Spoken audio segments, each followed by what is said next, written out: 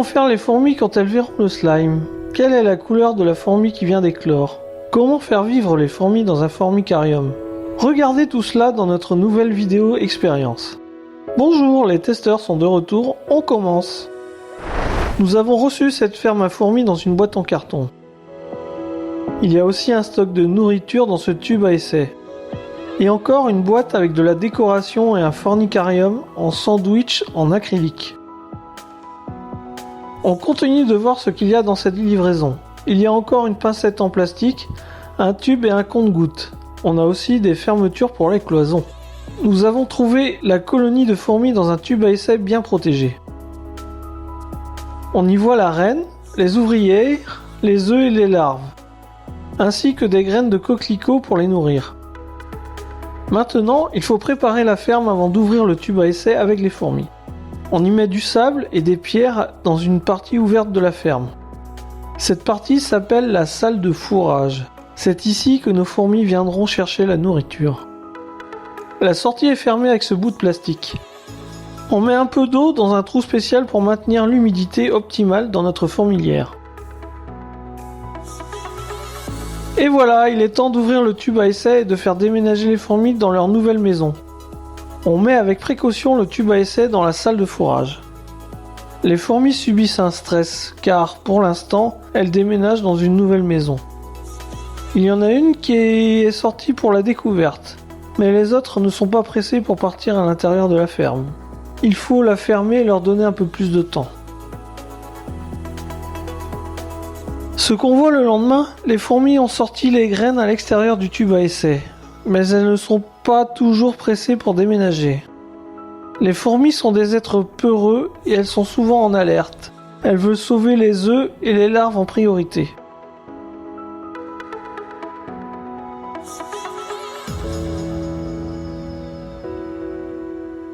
Elles ont mis les déchets et les graines devant l'entrée de la ferme. Bon, il faut leur donner encore plus de temps pour qu'elles puissent déménager tranquillement. Quelques jours plus tard, la ferme est toujours vide. Les fourmis ne veulent pas quitter leur tube à essai résidentiel. Il ne faut pas les sortir de force pour autant, mais il y a un moyen pour avancer leur déménagement. Il faut fermer une partie de la ferme à l'aide de papier aluminium. Ensuite, on met une lampe et on allume la lumière. Sachant que les fourmis n'aiment pas la lumière forte et doivent se cacher quelque temps dans une partie sombre grâce à l'aluminium. Regardez ce que nous avons vu quelques jours plus tard. Ça y est, les fourmis ont enfin déménagé. Il reste quelques-unes qui se promènent dans le tube à essai, mais elles n'ont pas peur d'entrer à l'intérieur de la ferme. On peut maintenant enlever le tube à essai. Et on se débarrasse de l'aluminium pour voir ce qui se passe à l'intérieur de la ferme. Elles ont encore un peu peur et essayent de sauver leurs œufs. N'ayez pas peur, vous n'avez rien à craindre. On va faire un abreuvoir dans la salle de fourrage.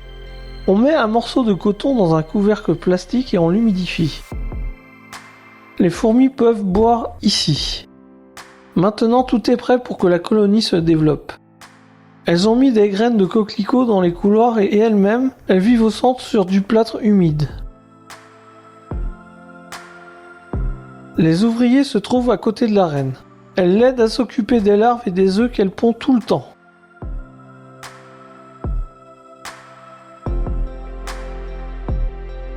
Regardez, c'est la fourmi nouveau-née. Elle est plus claire que les autres et elle fait ses premiers pas. Sa maman et ses sœurs essayent de l'aider. La colonie n'est pas assez grande, mais on va observer sa croissance et on verra comment les fourmis vont occuper les autres pièces de leur fourmilière.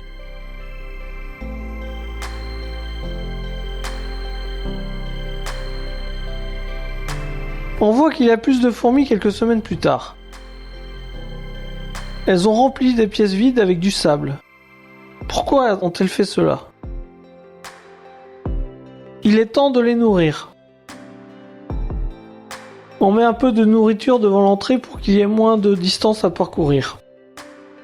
Peut-être qu'elles n'ont pas faim, car elles ne sont visiblement pas pressées d'aller chercher les graines et les mettre à l'intérieur.